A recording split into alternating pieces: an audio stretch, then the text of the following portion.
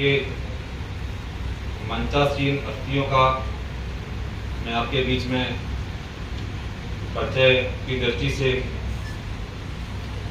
मेरे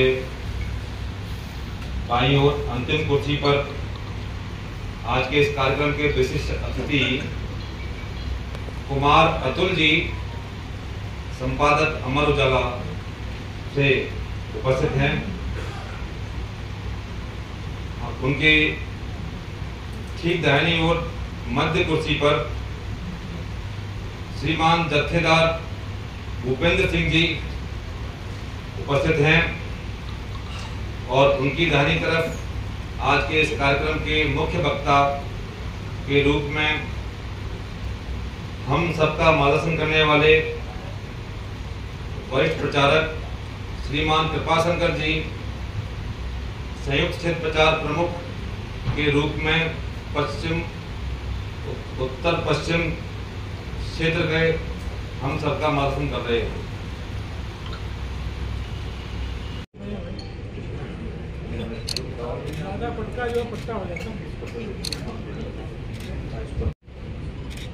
युगन जी से आग्रह करता हूं कि वो कृपाशंकर भाई साहब को पटका पहनाकर और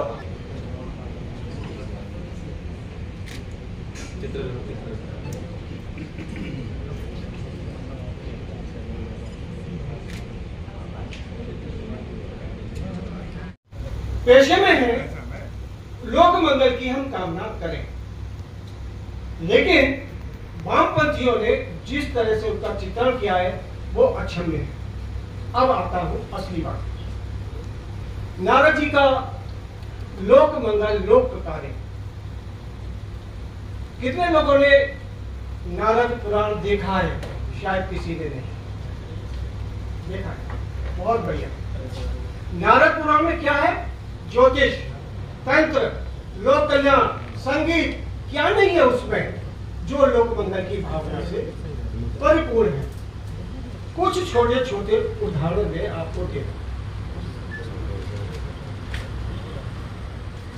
सबसे पहले संगीत, नाद होता है ना, नाद।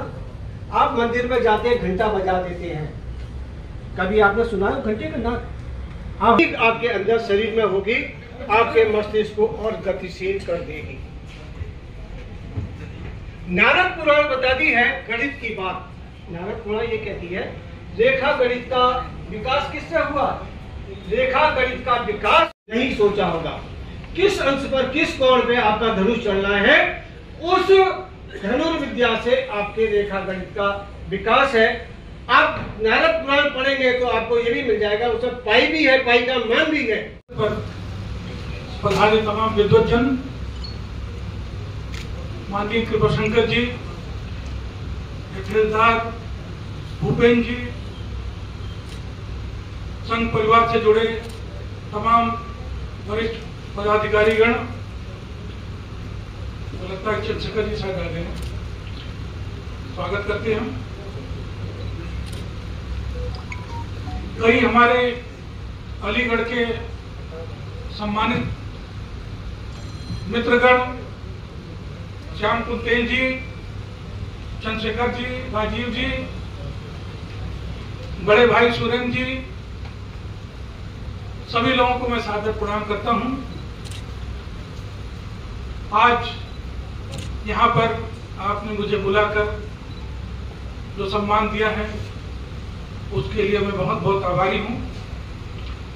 अपने अखबार की ओर से भी मैं आप सबका धन्यवाद अदा करता हूं।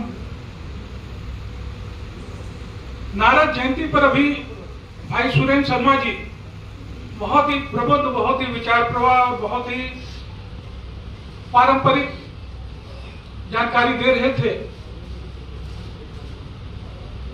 हमारे वहां एक और परंपरा है शर्मा जी,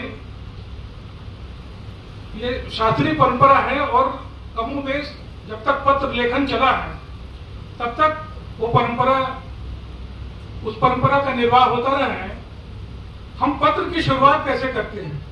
हम लिखते हैं अत्र कुशलम तत्रास्तु, यहाँ कुशल है, आगे भी, यानी आपके वहां भी कुशल भी होगा, सब कुछ कुशल होगा। हम इस मंगल कामना के साथ अपनी परेशानियां भूल के अपने रोजमर्रा की जिंदगी की तमाम, कोई ऐसा तो है नहीं कि परेशानियों, जिंदगी में परेशानियां रहती हैं, लेकिन परंपरा हमारी ये है कि हम लिखते हैं कि अब सब परेशानियों को भूल कर लिखते हैं अत्र कुशलम, यहाँ सब कुछ कुशल है, कोई चिंता की बात नहीं है। तत्र कुशल तत्रास्तु, वहां भी कुशल ही होगा। और नारद जी, मेरे विचार से जो नारद जी के बारे में जो मेरा भावबोध है वो ये है कि नारद जी इस परंपरा के पहले भंजक हैं, इसलिए प्रथम पत्रकार के तौर पर वो पूजित और जो सम्मानित किए जाते हैं। नारद जी कभी ये समाचार लेके नहीं पहुंचे जो है कि अत्र कुशलम तत्रास्तु, ना ना ना, नारद जी हमेशा जहां पर देवता कमजोर पड़े, जहां देव दानव दैत्यों में जहां संघर्ष हुआ, जहां आसुरी शक्तियों में उनकी वृत्ति बढ़ी, वहां वो समाचार लेके उस शक्तिशाली पुरुष के पास जाते थे, जहां से उसका समाधान, जहां से उसका शमन और जहां से उसका दमन हो सके, जो है कि वहां पर वो समाचार ले जाते थे। इसलिए वो प्रथम पत्रकार के तौर पर पूजित और सम्मानित किए जाते हैं। तो नारद जी पहले परंपरा भंजक रहे हैं। तो मौजूदा संदर्भ में सिर्फ इतना कहूंगा कि लकीर के फकीर बने रहने वाले जो है,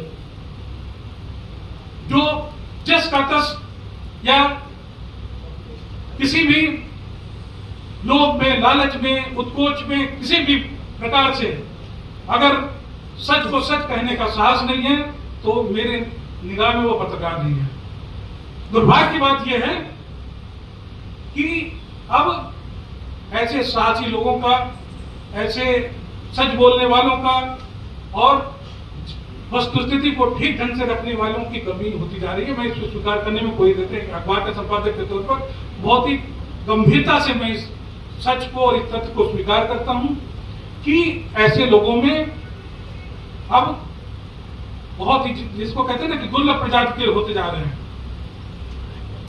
तो कहीं ना कहीं नारद जयंती के अवसर पर ये चिंता का भी विषय है और चिंतन का भी विषय है कि हम सोचें कि हम इस तरह की ब्रीड को, इस तरह के लोगों को, ऐसे दुर्लभ लोगों की प्रजाति को मरने न दें। होता सरकार जो है, कोई जानवर, कोई पशु दुर्लभ होता है तो उसको एक दुर्लभ प्रजाति घोषित करके उसको संरक्षण का उपाय करती है। संरक्षण का उपाय कौन करेगा? ये पत्रकार सच बोले, तथ्यात्मक रूप से उसकी खबरें जो सही हो, बिना लोभ, लालच, उत्कोच, भय, राग, अनुराग, दुराग्रह, पूर्वाग्रह सबसे रहित होके आप जनमानस के लिए, लोक कल्याण के लिए, जन समस्याओं के लिए, आज के संदर्भ में देखें तो मेयर साहब पता लगे कि कहते हैं कि वो मेरे छोटे भाई हैं।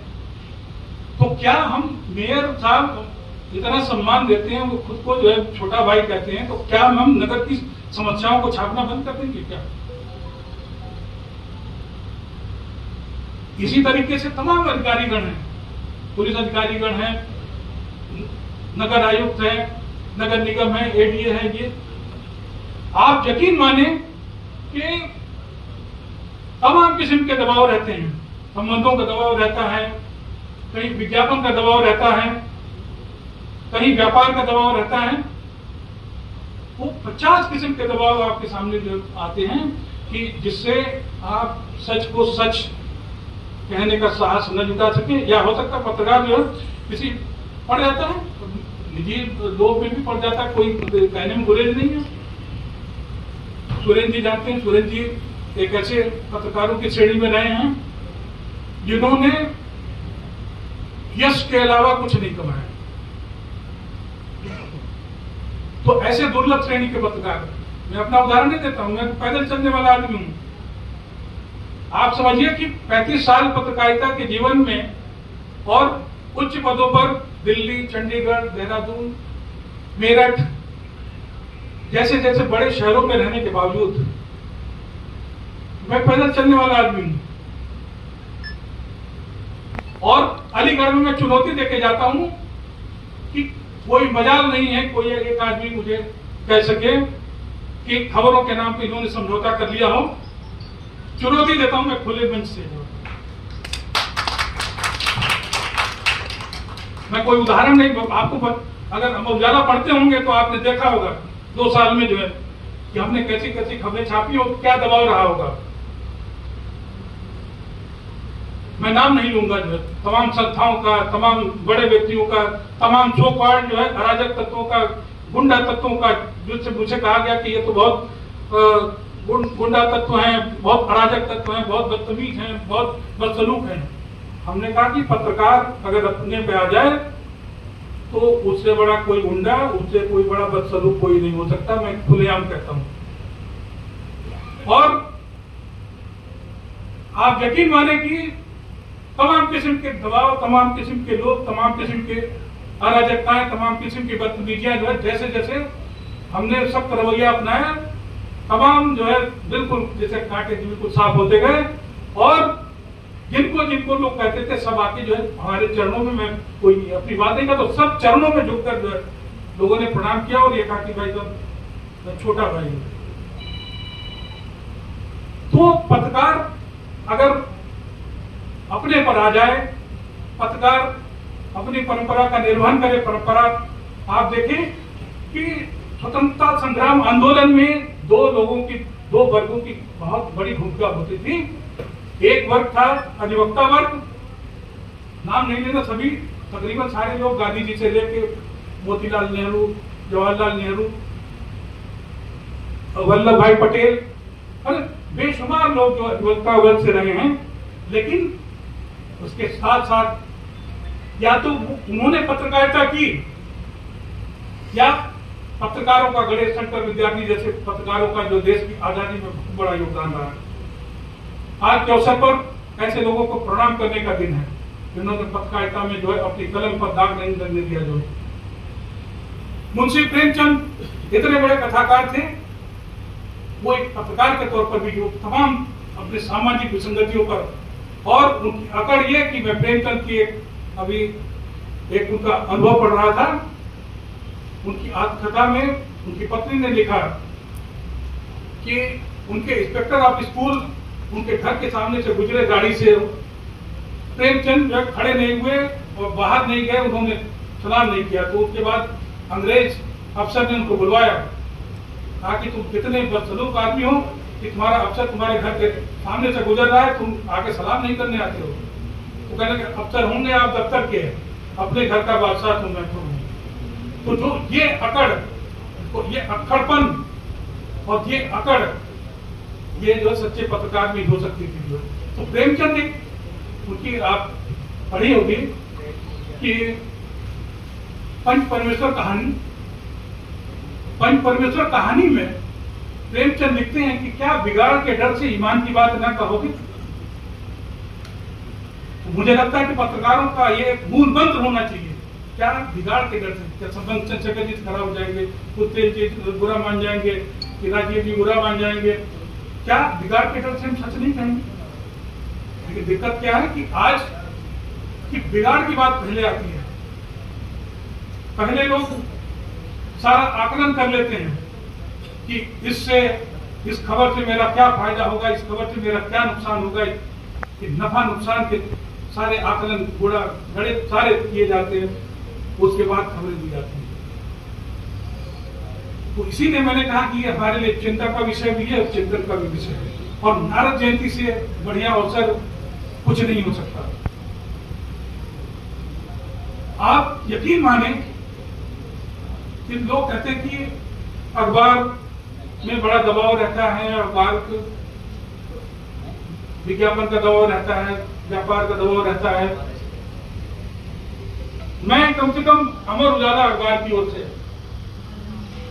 35 साल की नौकरी में मैंने एक बार भी, मैं ऑन रिकॉर्ड कह रहा हूं कि एक बार भी जो है कभी अपने मालिकान की ओर से कभी नहीं ये इंस्ट्रक्शन मैंने पाया कि किसी खबर में किसी खबर को कमजोर कर लेना या समझौता कर लेना। होता यह है कि जब भी आप झुकते हैं, जब भी आप नरम रवैया अपनाते हैं, जब कभी भी आप कॉम्प्रोमाइज करते हैं, समझौता करते हैं, तो आप अपने निजी हितों, तो आप जो है कोई बहाना कोई और लगा रहे होते हैं, लेकिन हित आपके निजी होते हैं। कि आपसे अगर जरा सा झुकने को कह दिया जाए तो आप लेट जाते हैं। तो ऐसे पत्रकारों से ये पत्रकारिता नहीं चलने वाली है। ध्यान रखिए कि तमाम जो है, मैं अपने ही बिरादरी का बहुत बड़ा आलोचक, कोई अधिकारी, अलीगढ़ में मुझे 2 साल से ज्यादा वक्त हो गया, किसी भी अधिकारी के दफ्तर में आज तक मैं नहीं गया। मैं स्कूल में कम से कम जो है 15 बार गया हूँ। मैं छोटे जो है साहित्यिक संगोष्ठी में चंद्रशेखर जी कई बार मिलते हैं मेरे से, कि मैं 50 बार चला जाता हूँ, रोज छोटे लोग छोटे अक्षर बुलाते हैं।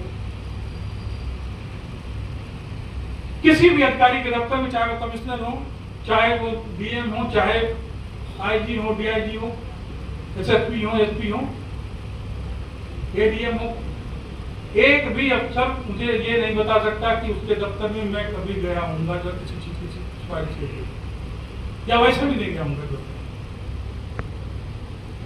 मुझे बुलाते हैं लोग।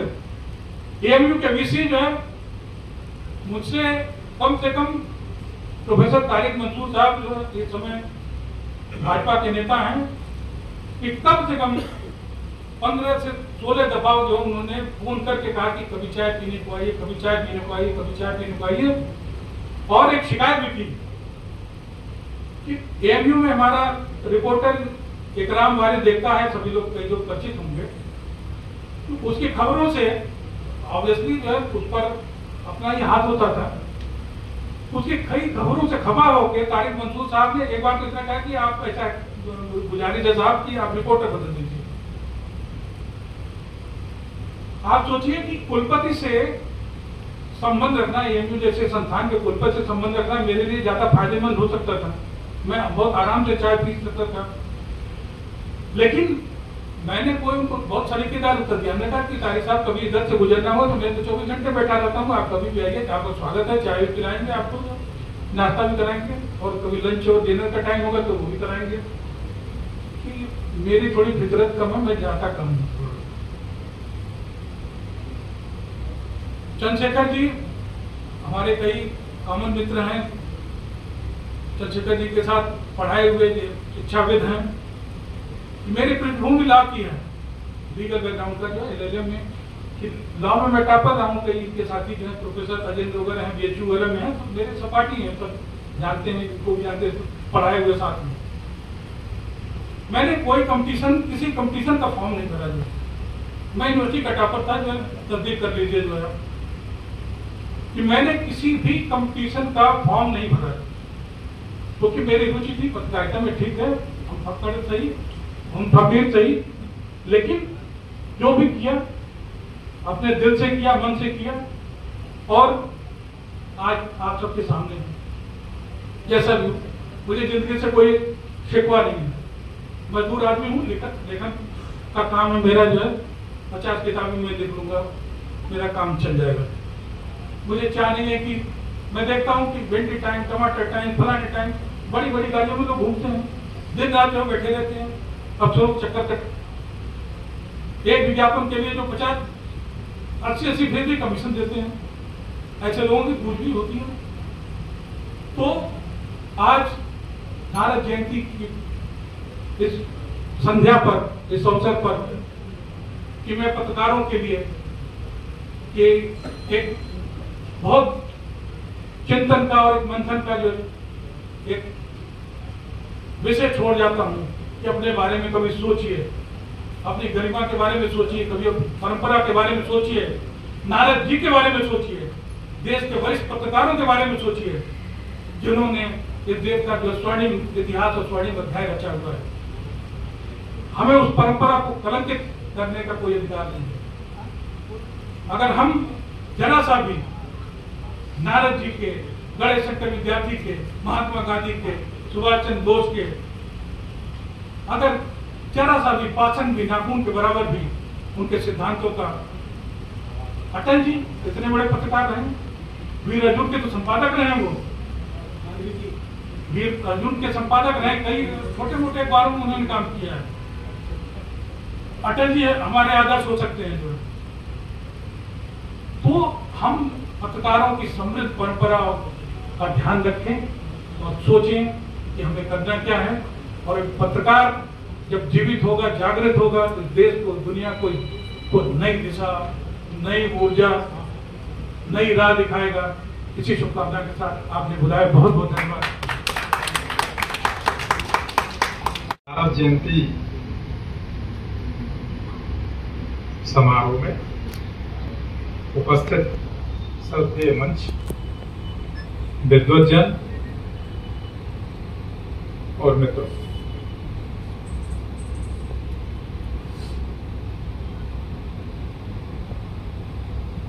कुमार अतुल के द्वारा भाई पत्रकारिता से संबंधित हैं और इतने बढ़िया उद्बोधन उन्होंने दिया, क्योंकि उतना बढ़िया तो उद्बोधन हम लोग तो नहीं दे सकते, लेकिन बहरहाल नारद जी इस धरती के सबसे पहले पत्रकार थे। नारद के रूप में जो पत्रकारिता का विकास कर सकते हैं, क्योंकि पत्रकार के लिए यह जरूरी नहीं होता है कि सभी सत्य बातें ही दिखाई जाए। पत्रकार के लिए यह भी देखना होता है कि वह सत्य बातें समाज को कितना लाभ प्रदान करती हैं और कितना हानि समाज को प्रभावित करती हैं। क्योंकि ऐसा नहीं है कि पत्रकार सब सही बातें जनता के सामने प्रस्तुत करें और उसका समाज पर गलत इंपैक्ट पड़े। पत्रकार को हमेशा समाज को देख करके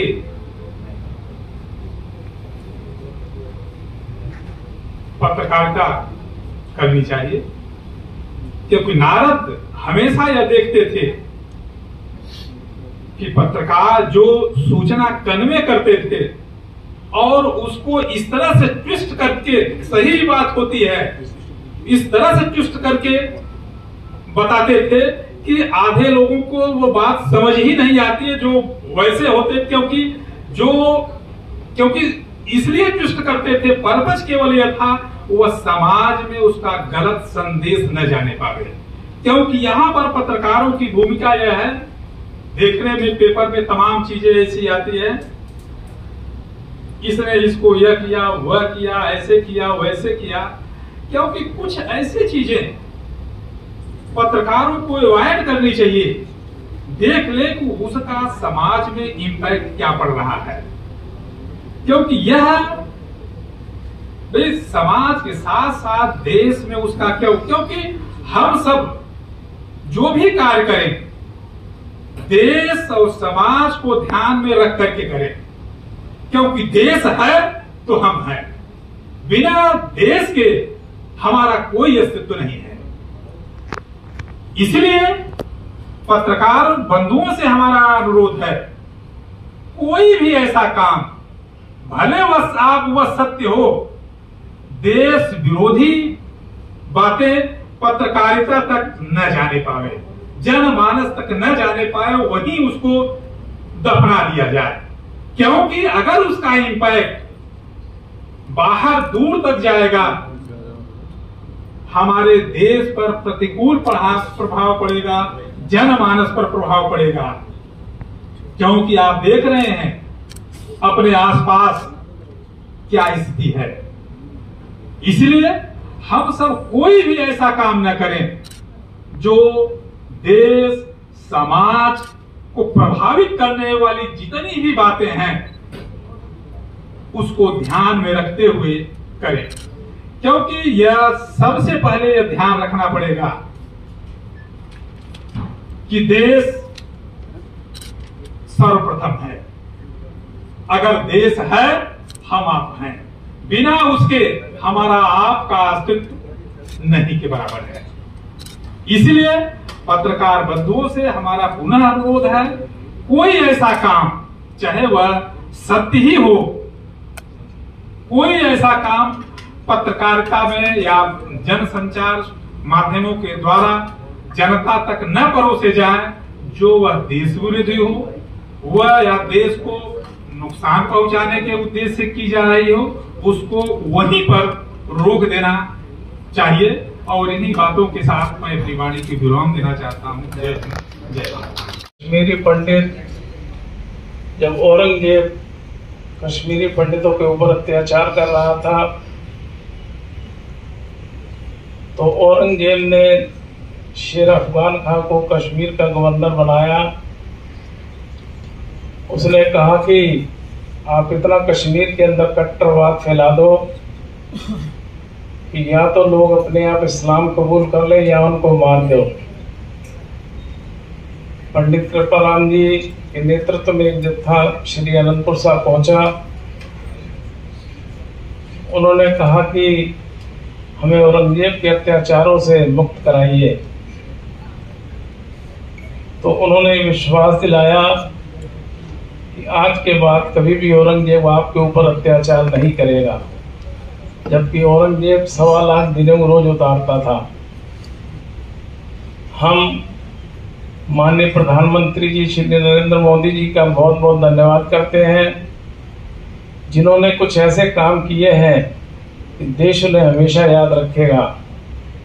धारा 370 कश्मीर से हटाई गई, प्रभु श्री राम जी का मंदिर बनाया गया, जिसमें काफी परेशानियां हुई और वो मंदिर का निर्माण हुआ, हमें बड़ी खुशी हुई। और उस मंदिर के लिए जब सबसे पहली लड़ाई हुई थी उसमें भी सिखों का बहुत बड़ा योगदान रहा था। दूसरा, जो लोग अफगानिस्तान या पाकिस्तान से जो शरणार्थी आए हैं, मोदी जी ने उनको भारत की नागरिकता दी, जिसमें सिख भी थे, ईसाई भी थे, बौद्ध भी हैं, जैन भी हैं। और हमें हमेशा मोदी जी को याद रखना चाहिए, उनके बहुत ही सराहनीय कार्य हैं। सभागार में उपस्थित सम्माननीय पत्रकार बंधु और भगिनी, इस महानगर के सम्माननीय बुद्धिजीवी और युवा साथियों, कुमार अतुल जी ने एक ऐसा वाक्य बोला तो मुझे अतीत याद आ गया। उन्होंने कहा कि मैं चाय पीने जाता नहीं, और मुझे ध्यान आया कि हम तो चाय ही पीने जाते हैं। कभी कभी हो लग जाती थी कि एक दिन में कितने घरों में आपने चाय पी। चाय माने संपर्क। अतुल जी ने अपने दायित्व के अनुरूप ठीक कहा है, वहां इसी की आवश्यकता है जो उन्होंने बोला है, वही महत्व का है। दूसरा, प्रोफेसर चंद्रशेखर जी ने वो तो महत्व का विषय बोला, देश सर्वप्रथम है, सब कुछ समेट दिया उन्होंने उसी के अंदर। और हमारे जत्थेदार जी ने कश्मीर और मंदिर की जो करंट विषय थे उनको हम सबके बीच में अतीत का स्मरण करा दिया, क्योंकि आज नारद जयंती है। ज्येष्ठ माह कृष्ण पक्ष की प्रतिपदा कल थी 24 तारीख को, तो वर्तमान में 24 मई 2024 है। हम सबको बताया ये पत्रकारिता के बारे में कि पहला समाचार पत्र और जो हिंदी में निकला उद्दंत मार्तंड, वो 30 मई को निकला 1826 में। नारद जी की पत्रकारिता के संबंध में हम चर्चा करते हैं तो हम सब किसी न किसी प्रसंग पर जयंतियां मनाते हैं। व्यापारी अलग जयंती मनाते हैं, राजनीतिक दलों के लोग अपनी जयंती मनाते हैं, स्थापना की जयंती होती है। विभिन्न सामाजिक जीवन में चिकित्सक हैं तो अलग मनाते हैं, आयुर्वेद वाले हैं तो अलग से मनाते हैं। 1994 में राष्ट्रीय स्वयंसेवक संघ के अंदर ये विषय आया, शारीरिक बौद्धिक व्यवस्था, 3 एक कार्य विभाग पहले से थे, संपर्क और प्रचार, यह 1994 में जोड़ा। और मुझे ध्यान है कि संपूर्ण देश के अंदर प्रचार विभाग की एक बैठकें हुई थी अलग अलग। पत्रकारिता के आदर्श कौन हो सब बताया अतुल जी ने, उसकी चर्चा करने की आवश्यकता नहीं है। तो मुझे ध्यान है कि जब नारद जी का नाम आ गया और संपूर्ण देश के अंदर नारद जयंती के कार्यक्रम प्रारंभ किए तो लोग क्या क्या प्यारे प्यारे कमेंट करते थे। नारद जी तोड़क है, झगड़ा कराने वाले नारद जी हैं। तो प्रारंभ में बड़ा विचित्र लगता था, हम लोगों को भी कोई बहुत ज्यादा जानकारी नहीं थी। तो देश के जो महत्वपूर्ण पत्रकार थे उनसे मिलना, बातचीत करना, विषय को रखना। तो मुझे ध्यान में आया कि अभी की घटना है, जथेदार जी ने चर्चा की थी कश्मीर की।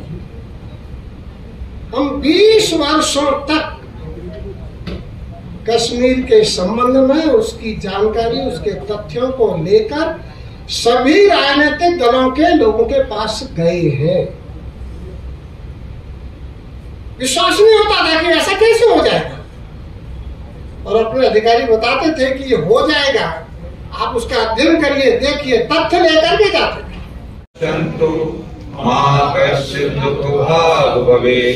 ओम शांति शांति शांति। सभी जलपान करके जाएंगे, ऐसा आग्रह है।